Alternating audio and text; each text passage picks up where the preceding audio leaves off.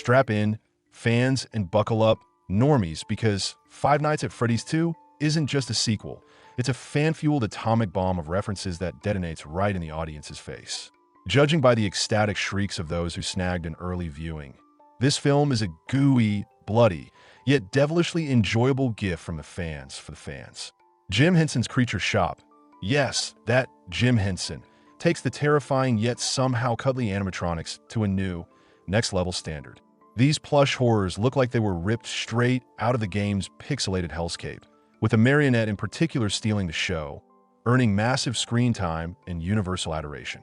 The plot, as expected, picks up 1 year later, with Mike desperately trying to hide the truth about the fate of the robotic pals from Freddy Fazbear's Pizza from his 11-year-old sister, Abby. But Abby, naturally, is not one to heed grown-ups, and her nighttime sneak out to reconnect with Freddy, Bonnie, Chica, and Foxy triggers a horrific chain of events. Reviewers are raving that the film manages to dive deeper into the lore than even the most hardened theorists anticipated. It's like if Scooby-Doo met Cthulhu in a ball pit. Weird but utterly compelling. The consensus is clear. The sequel is a major step up from the original. If the first movie was a slow lunch at a family pizzeria, the second is a frantic, zero-G roller coaster ride, upping the ante on jump scares, gore, and shrieks per minute. Director Emma Tammy delivered on her promise. The film is way scarier, seemingly marinated in pure adrenaline and seasoned with rusty bolts. Yet, the paradox remains. Some longtime fans claim it's not scary enough, as if their nervous systems are shielded by a decade of late-night FNAF theories. Clearly, the attempt to stick to the PG-13 rating makes the cinema accessible, but perhaps pulls a few fangs from this mechanical beast. In terms of fan service, however, this film is a goldmine.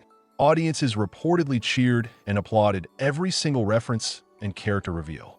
The movie is stuffed with Easter eggs like an overfed turkey. The cast, by all accounts, brings the right energy, but the story structure is where things get interesting. This brings us to the main bone of contention in this bloody dessert: pacing. Nearly everyone agrees that the film bolts forward like a train without brakes. It starts strong, maintains suspense, but the final act collapses into a rushed, chaotic mess. It's akin to watching a high-speed car crash.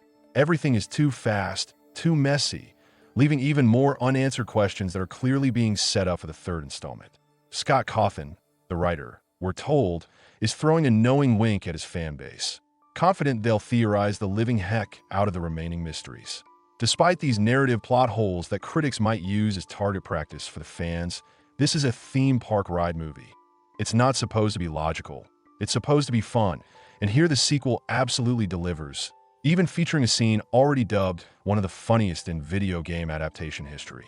In short, it's a better, more mature, and wildly entertaining version of the original.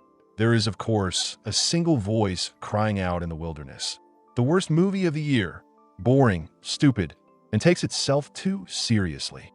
But that review is drowned out by the chorus of ecstatic fan reviews assuring us that critics just don't like fun films. Five Nights at Freddy's 2 is what happens when you try to cram 10 years of insane lore into an hour and a half of screen time. A spectacular mess, but a fast one. The real horror isn't the jump scare. It's the realization that you're already clearing your schedule for the third movie.